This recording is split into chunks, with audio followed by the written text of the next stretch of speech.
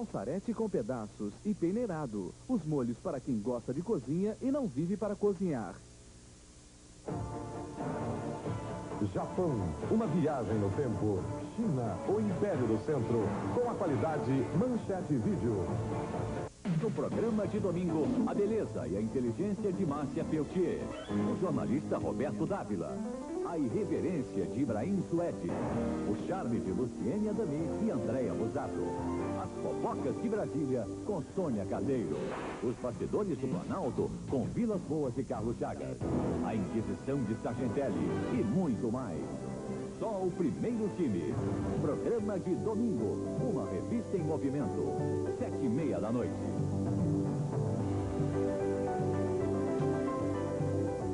Entrega rápida, interestadual. Sua encomenda vai com seguro total. Chame 4688888 Jamé. Jamé tem encomendas urgentes. Jamé. Momento econômico. Um oferecimento. Bradesco Visa, o cartão olímpico.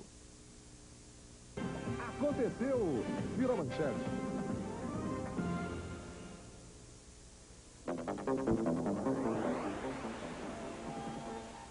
Bem, a verdade é que com a abertura dos mercados mundiais e a redução das alíquotas de importação, a indústria nacional precisa ser mais eficiente e mais competitiva.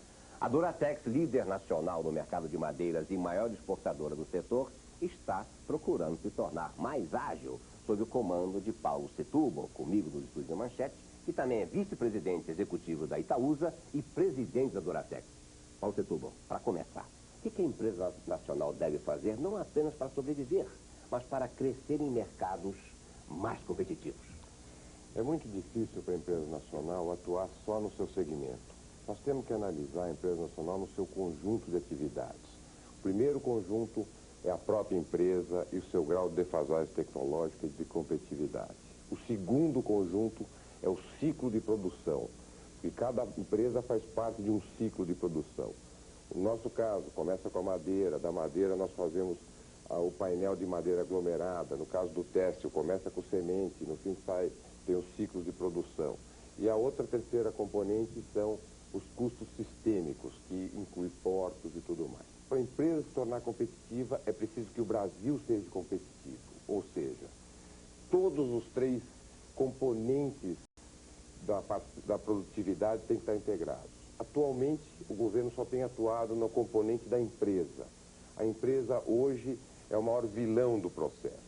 Não se discute os ciclos de produção, aonde entra todos os impostos em cascatas, as perdas dos impostos, não se discute a falta de competitividade sistêmica, onde se inclui os portos, os fretes, todo o processo que leva a uma perda de competitividade em geral.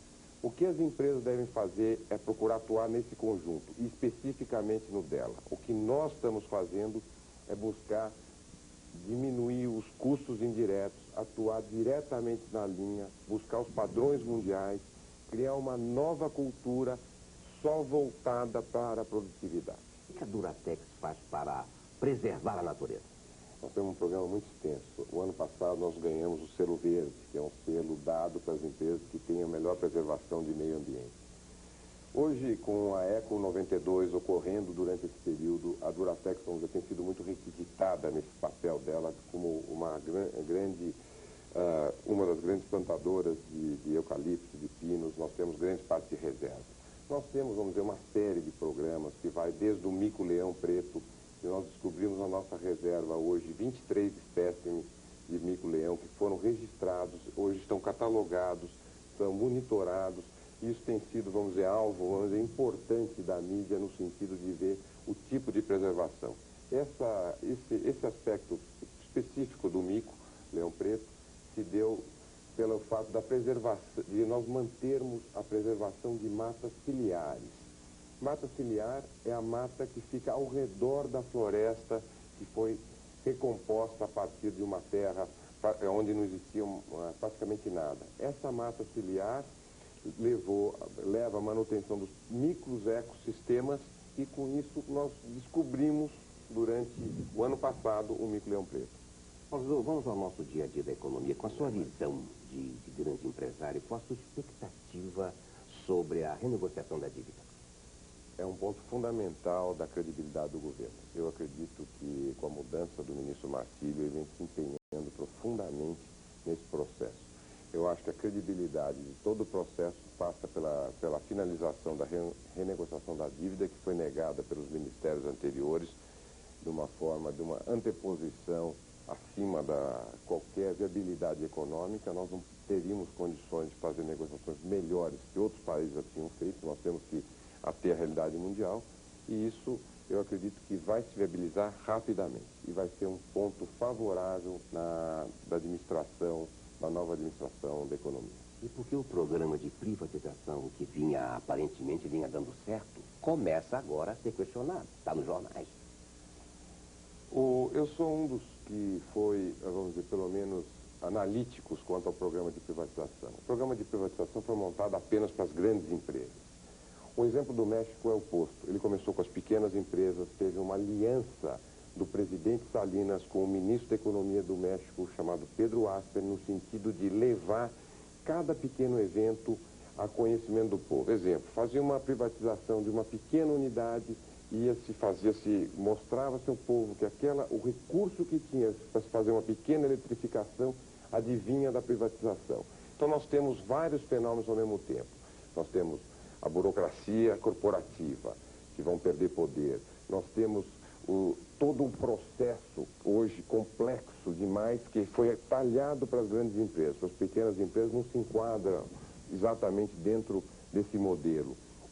Nós temos a necessidade de ter investidores externos no processo. Quer dizer, o processo de ter a renegociação da dívida completa, temos novos aliados dentro da privatização, é um aspecto importante como uma forma de viabilizar esse processo. Até então fomos só investidores nacionais na privatização. Isso vem retardando o processo da privatização. Paulo, você tem alguma receita para o Brasil, vamos dizer assim, segurar a inflação e voltar a crescer? Hoje tem se falado muito da reforma fiscal. Eu entendo que não é bem uma reforma fiscal, é uma grande reforma tributária. Reforma fiscal, no meu entender, envolve despesas e receitas. E o governo tem falado das receitas, tem falado pouco das despesas. As despesas incluem a previdência privada, inclui também os gastos de custeio do governo e dos órgãos administrados por ele, autarquias e tudo mais. Nós estamos falando só de uma parte do processo da reforma fiscal. Isso é um aspecto importante para viabilizar um programa de longo prazo para conseguir diminuir a inflação. Sem uma viabilização específica de ações governamentais, no sentido de diminuir os impostos para quem paga, aumentar a sua base para quem não paga, diminuir a complexidade, de simplificar como uma forma de minimizar o excesso de pessoas que as empresas que pagam são obrigadas a ter para manter seus impostos em dia. Todos esses aspectos são fundamentais para que você tenha uma coerência e, basicamente, uma confiança que esse processo possa vir redundar numa ação para a diminuição da inflação. O nível de desemprego, você sabe, voltou a subir e voltou a subir de uma maneira perigosa. Você não tem uma crise social, por exemplo, saques a supermercados? São todas perguntas interligadas, Salomão. Eu vejo que o processo de inflação está muito ligado com o processo de desemprego e com o processo recessivo. Quer dizer, nós estamos vivendo uma inflação alta, a minha expectativa é uma inflação baixa até o final do ano, com baixa de 15%. Nós estamos com 20 e pouco, que oscila, e vai caminhar para uma inflação provavelmente de 20 vai caminhar para 15 até o final do ano, com um quadro recessivo. Isso agrava o processo de desemprego. Por que está aumentando esse desemprego? Um fenômeno que eu acho que é pouco visto e pouco enfocado pelas autoridades governamentais é os custos indiretos dos salários. O trabalhador ganha pouco e a empresa paga muito. Nós fizemos um trabalho profundo sobre o assunto e a relação entre o ganho do trabalhador e o custo para a empresa é 2,5 vezes. Ou seja, Se o indivíduo ganha $500 por mês, custa para a empresa $1.250. Se ele ganha 1.000, custa 2.500. Isto é um fenômeno que alimenta o processo de desemprego. Para diminuir esse processo de desemprego, nós precisamos reduzir os custos indiretos, porque com isso as empresas teriam condição de manter o maior número de empregados, aumentando a sua renda e diminuindo o custo global. Paulo Setúbal, o tema agora é eleições na Fiesp. Queria saber o que significa o seu nome na vice-presidência da chapa de Emerson Kapaz. Significa uma renovação, significa a busca de modernidade, significa um apoio de uma empresa que é líder no setor de materiais de construção, que é o caso nosso da Deca, é líder em painéis de aglomerado e de chapas de fibra, que é o caso do próprio nome da Duratex. São empresas que estão buscando o seu caminho para a competitividade. E nós precisamos ter uma modificação de base na Fiesp, para que a Fiesp, o São Paulo, lidere o movimento no sentido de mudar e caminhar, levando o Brasil no sentido de caminhar para o primeiro mundo. Sem uma modificação de base das nossas estruturas, que estão hoje defasadas no seu conhecimento, foram estruturas montadas em 1930, 30 e pouco, nós não vamos conseguir uma modificação estrutural que caminhe para a competitividade. Para fechar o nosso momento, Paulo Setúbal, para ressaltar a lentidão das estatais, descobriu-se um símbolo que é o elefante. Por que a Duratex usa o rinoceronte como símbolo de seus produtos? O rinoceronte foi um símbolo criado pelo Laerte Setúbal, que você bem conhece, e foi um símbolo para mostrar a resistência da nossa chapa. E o nosso rinoceronte, no seu primeiro desenho, era um rinoceronte mais lento. E no seu último, é um rinoceronte quase a galope. Nós não estamos devagar, nós estamos muito depressa. Obrigado, Paulo Setúbal. O setor empresarial, como diz Paulo Setúbal, precisa de uma política econômica estável e de regras bem definidas para poder trabalhar. Apesar de toda a competência e boa vontade demonstrada pelo ministro da Economia, Marcílio Marques Moreira, ainda resta um longo caminho a ser percorrido. O ministro-chefe da Secretaria de Governo, Jorge Banhausen, precisa fazer urgentemente um curso de costureiro. Por quê? As divergências políticas, acentuadas pelas denúncias que paralisaram o país na segunda quinzena de maio, estouraram todas as metas de aprovação da reforma fiscal. Banhausen precisará de muita habilidade para costurar o pacote. O governo, depois de tentar a aprovação das reformas em regime de urgência, recuou. E agora o Executivo tenta ouvir representantes de partidos para obter um consenso que facilite as votações no Congresso. Hoje, governadores do Nordeste que vinham pressionando politicamente a área econômica se reuniram para tentar um acordo. Como tudo está amarrado à definição da política monetária e fiscal, o país continuará estacionado, parado, enquanto esses pontos fundamentais não forem definidos. Banhausen lamenta que o Congresso tenha perdido uma semana sem votar nada por causa dos problemas causados pelas denúncias. Na prática, o país corre o risco de perder o ano se até o dia 31 de dezembro o pacote fiscal não estiver costurado, discutido e aprovado. Se a reforma fiscal depender dos tucanos, vai demorar um pouco mais. Um dos graduados do PSDB hesitante saiu-se com essa. Penso, logo hesito. Boa noite, reze. Eu vejo você amanhã.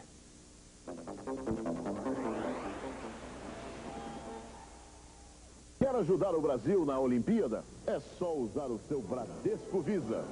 O Bradesco Visa quer contribuir com o Comitê Olímpico Brasileiro.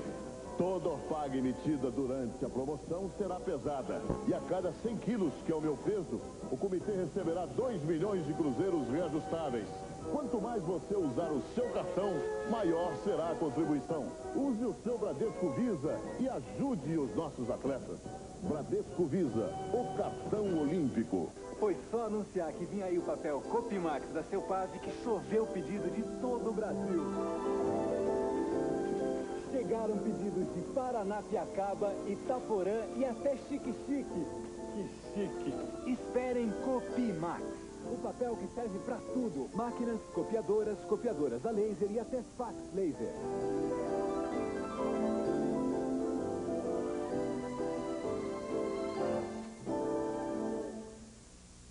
Momento econômico, um oferecimento.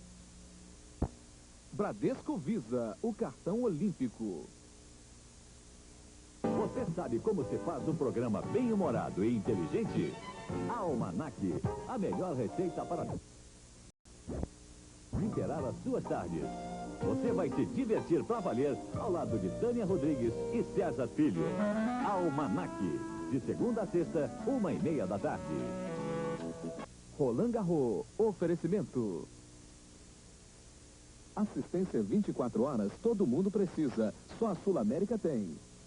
Votorantim, decisão de trabalhar. Depois do esporte, depois de tudo, After Sport de Atkinsons, imbatível.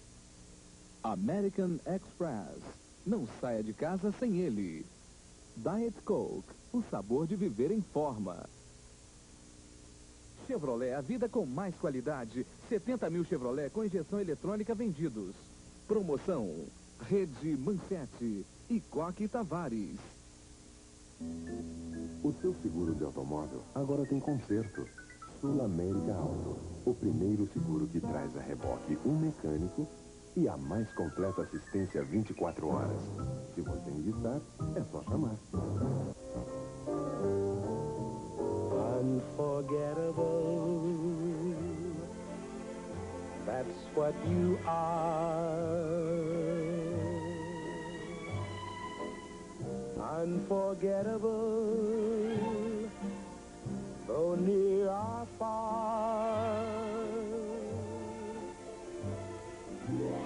O mundo inesquecível com o American Express.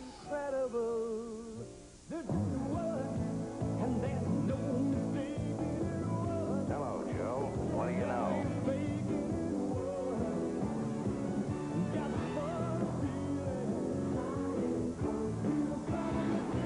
All right, let's sample a bottle. I'll make it 2. 1 for you and 1 for me.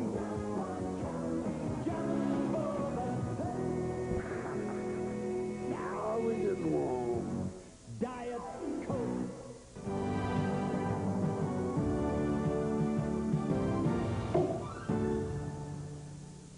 Boa noite. O brasileiro Jean Oncins está fora do Roland Garros.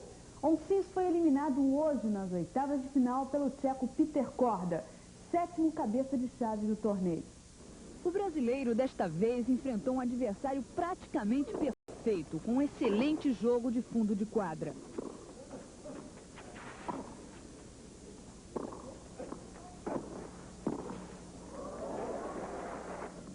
O tcheco Peter Korda, de 24 anos, atravessa a melhor fase da carreira. Hoje ele não deu chances para Oncins.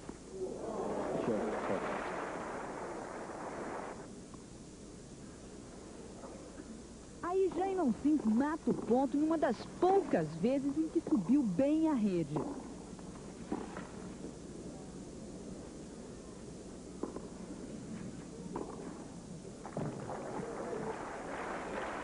Acompanhe agora o último ponto da partida, que deu a vitória a Peter Korda por 3-0, parciais de 6-4, 6-3 e 6-3.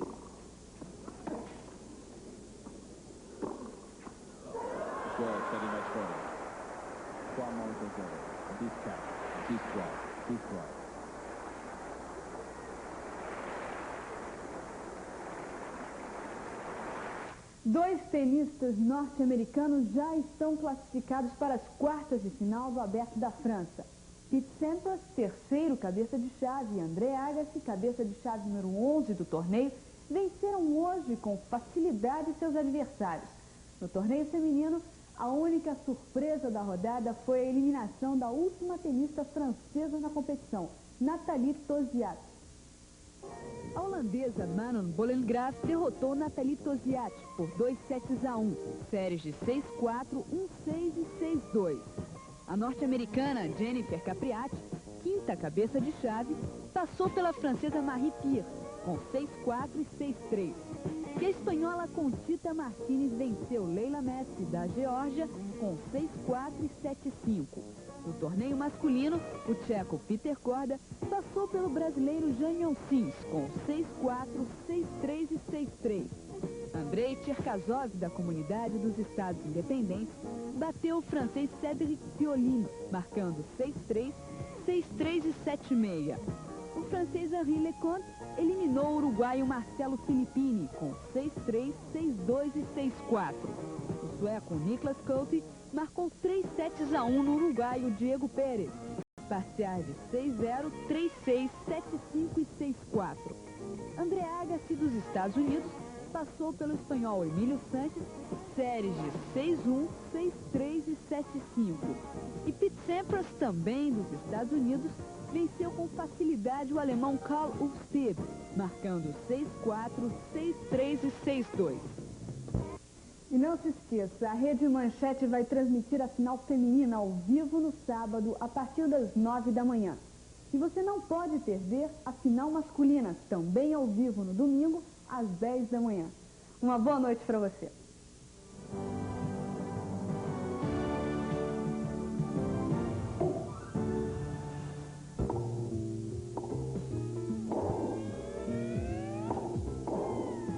O esporte ganha uma nova dimensão com a Sul América Seguros. Sul América Seguros. Nosso negócio é seguro. Todo mundo precisa de árvores. A Celpave planta árvores. Todo mundo precisa de papel. A Celpave produzirá papel. Árvores e papel. A Celpave trabalha para que você tenha os dois. Sempre. Celpave, trabalhando e pensando em você.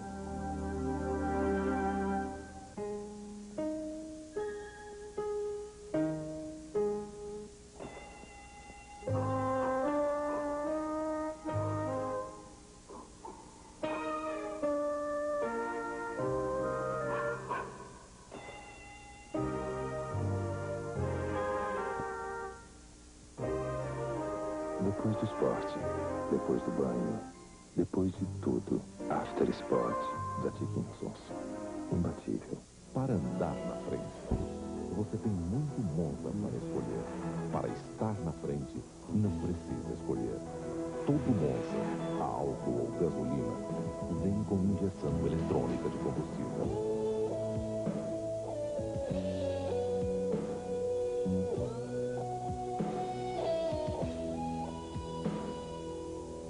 Monza. Ele sim é único.